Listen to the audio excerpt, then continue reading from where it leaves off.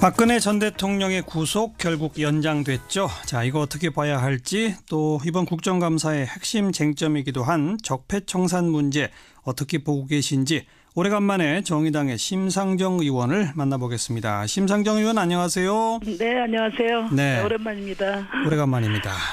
구속영장 추가 발부될 거라고 예상하셨죠? 그 상식에 부합하는 결정이라고 저는 봅니다. 네. 왜냐하면은 초기에 검찰 특검 수사 때부터 지금까지 박근혜 전 대통령의 태도에 조금의 변화도 없지 않습니까? 네. 거짓과 변명으로 일관하고 또 은폐, 기피를 일삼아왔기 때문에 법원이 증거인멸을 우려해서 구속 연장 결정한 것은 지극히 당연한 결정이다 이렇게 생각합니다. 네, 자유한국당은 근데 의원 전원이 불구속 상태로 재판받은 것이 옳다, 뭐 이렇게 결의까지 했던데 그건 어떻게 보세요? 이제 이분들 분명히 알아야 될 거는 국민 심판과 정치 보복을 구별해야 한다는 거예요. 네.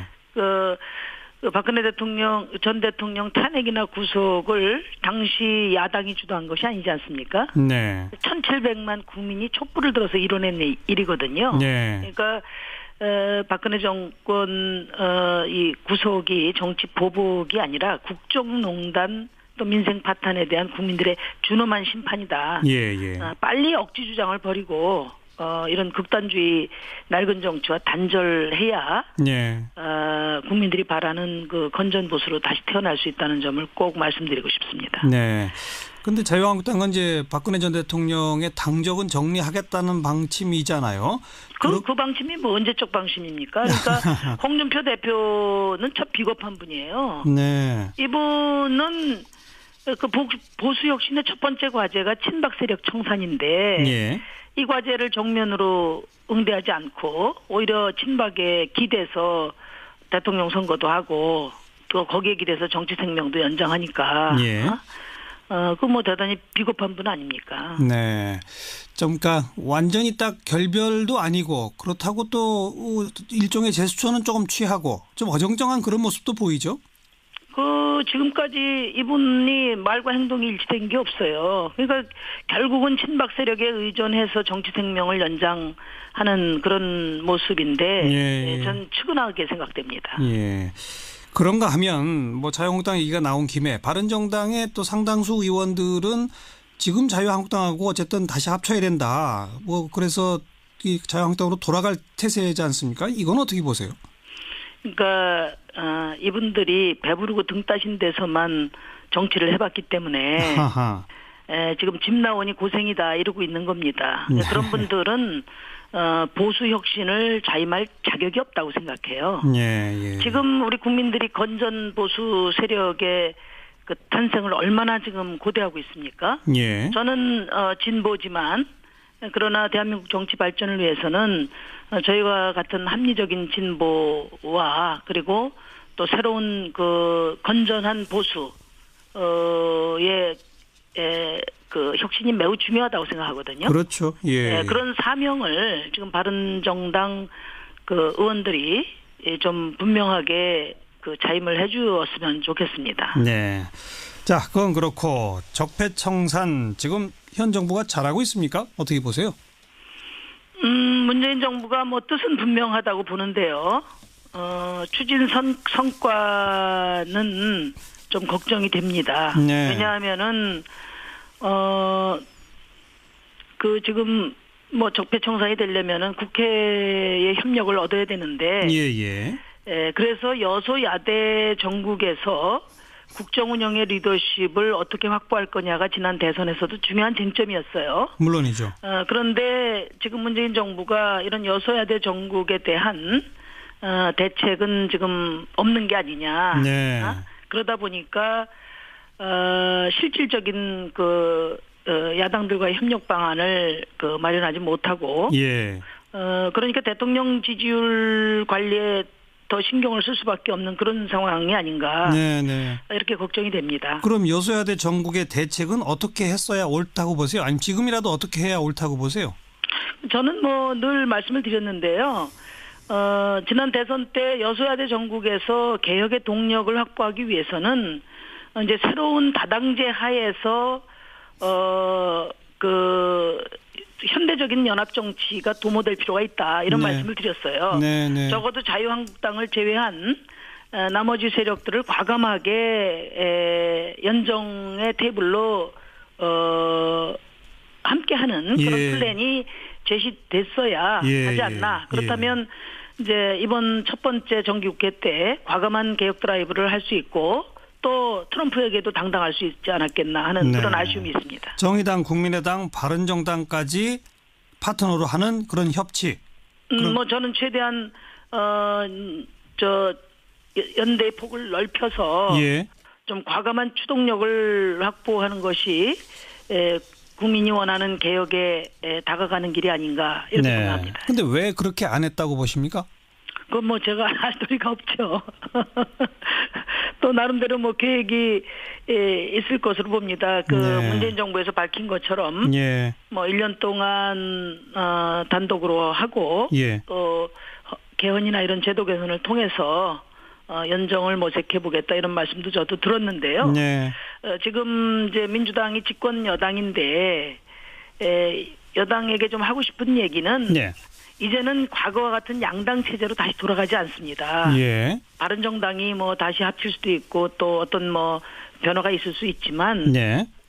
그런 양상과는 달리 예. 본질적으로 양당 체제의 회귀는 없다. 그렇기 네. 때문에 과거의 양당 체제에 익숙한 관행 그 방식으로 정치를 하셔서는 안 되고 네. 새로운 변화를 끌어안는 그런 적극적인 그런 연합 정치에 대한 모델을 고민해 보시라 하는 말씀을 드립니다. 방금 개헌을 언급하셨기 때문에 그 네네. 개헌에 대해서 정의당, 국민의당, 바른정당 등은 상당히 적극적이고 더불어민주당도 뭐 일단 대통령의 공약사항이고 하니까 긍정적인 입장인데 자유한국당 홍준표 대표가 이건 지방선거 후에 해야 한다는 식의 태도를 보였어요. 그건 어떻게 해석하십니까? 뭐 그분은 지금 그냥 뭐 무조건 억지를 부리시지 않습니까? 예를 들면 선거제도 개혁 문제도 예. 제가 그 자유한국당의 수도권이나 또 TK 아닌 지역의 의원들을 만나봤는데 그분들은 굉장히 지금 선거제도 개혁에 대해서 관심이 높단 말이에요. 네. 그래서 홍준표 대표의 말이 자유한국당 전체 의견이다 이렇게 보기는 좀 무리라고 저는 보고요. 네, 네. 어쨌든 이제 지금 이제 문재인 정부가 개헌과 특히 선거제도 개혁을 중심으로 예. 새로운 협치의 가능성을 적극적으로 네. 안내해야 된다 하는 말씀을 드립니다. 예. 알겠고요. 어제 세월호 사고 대통령에 대한 첫 보고 시점이 몇 개월 후에 30분 뒤로 조작됐다. 뭐 이런 발표가 있었지 않습니까? 네네. 이건 어떻게 해석하십니까? 그럼 뭐 참사에 대한 무능무책임을 넘어서 완전 범죄 시도라고 볼 수밖에 없지 않습니까? 아하. 그러니까 이제 저는 이번에 이제 박근혜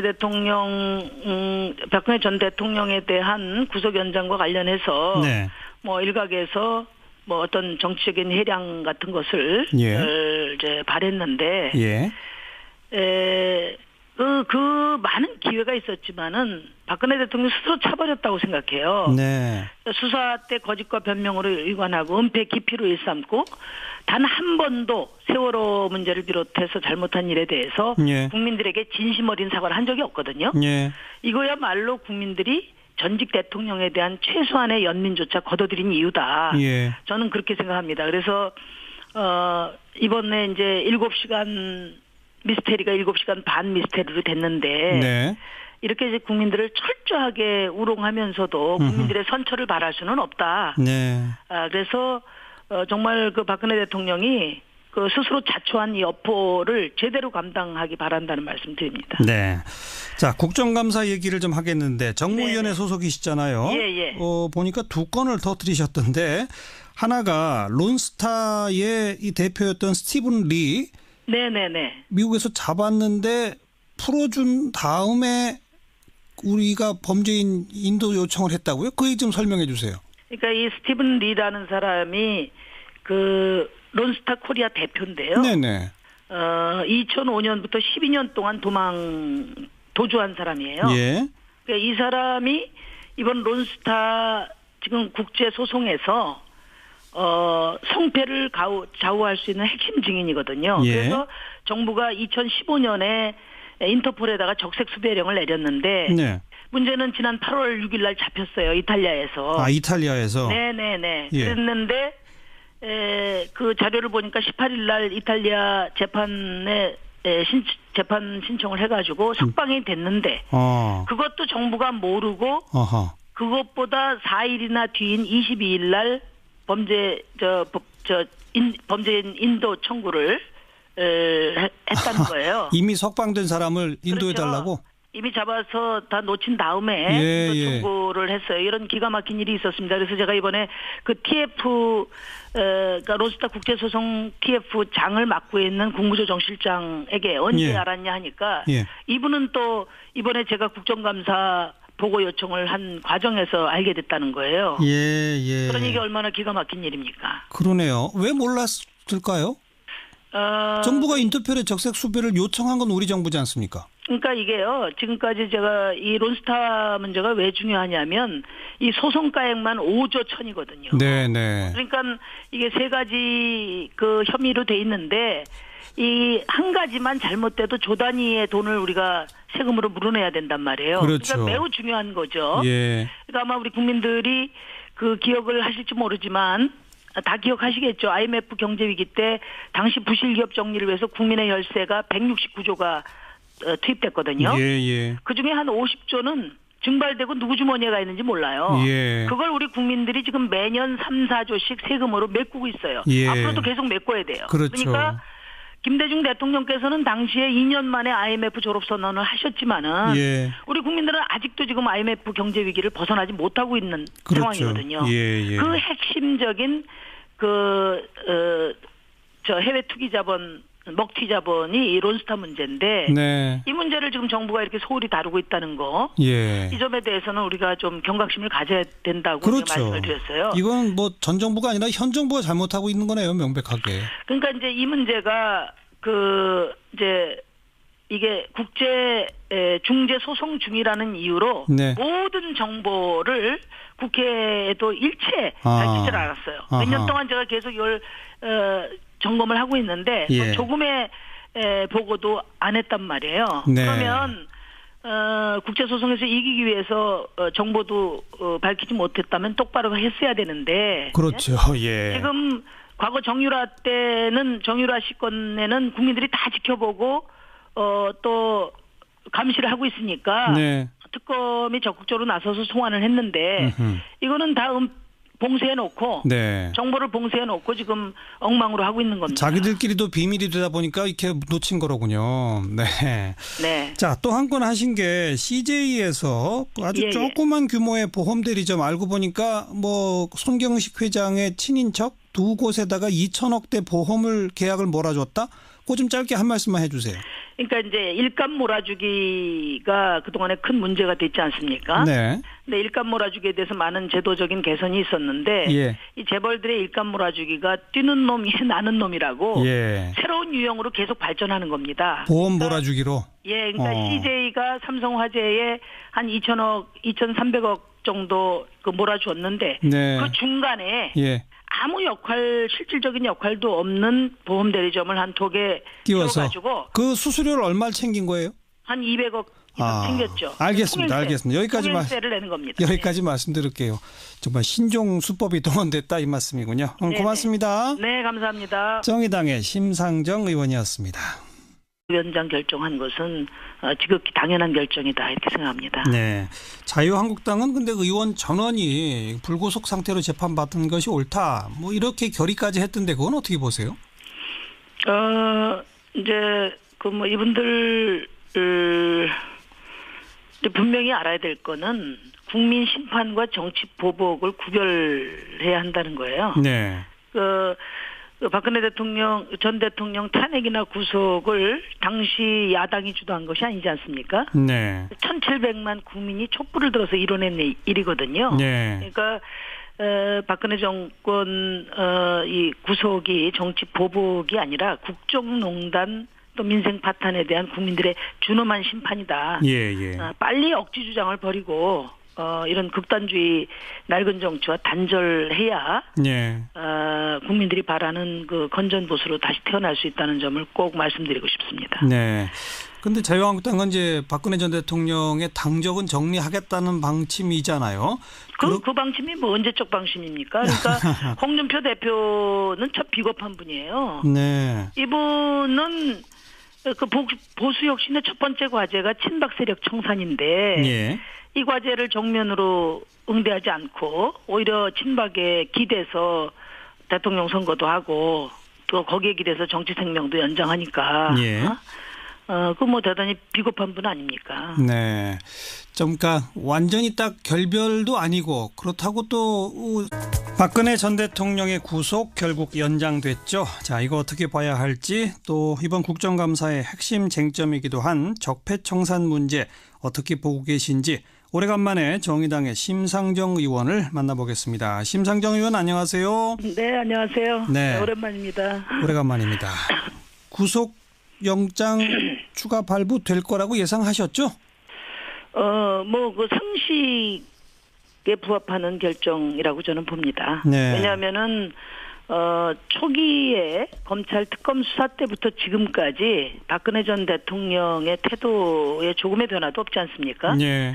그 뭐 거짓과 변명으로 일관하고 또 은폐, 기피를 일삼아왔기 때문에 법원이 증거인멸을 우려해서 구소수 세력의 그 탄생을 얼마나 지금 고대하고 있습니까? 예. 저는 진보지만 그러나 대한민국 정치 발전을 위해서는 저희와 같은 합리적인 진보와 그리고 또 새로운 그 건전한 보수의